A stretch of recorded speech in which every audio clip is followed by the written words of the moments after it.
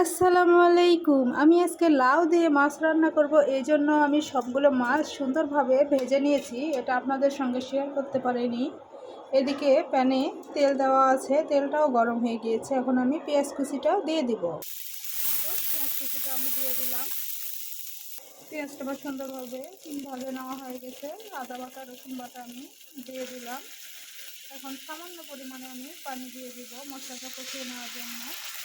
একে একে সব গুঁড়ো মশলাগুলো দিয়ে দিব।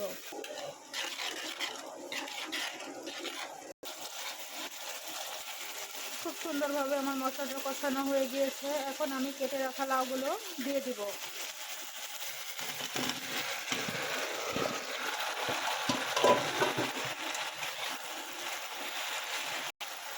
এখন আমি ঢাকনা দিয়ে দিব।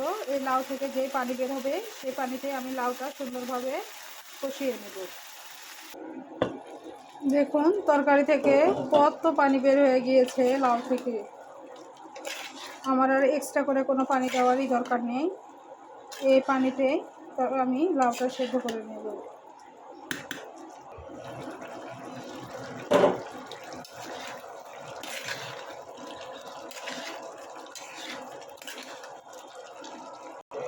দেখুন আমার তরকারিটার কালার কত সুন্দর হয়েছে।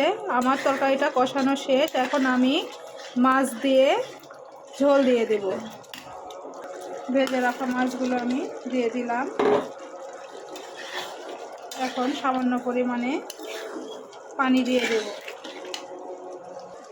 তো সামান্য পরিমাণে পানি দিয়ে দিলাম। ঝোলটা ফুটে গেলে আমি নামিয়ে নেব। খুব সুন্দরভাবে আমার ঝোলটা ফুটে গিয়েছে। দেখুন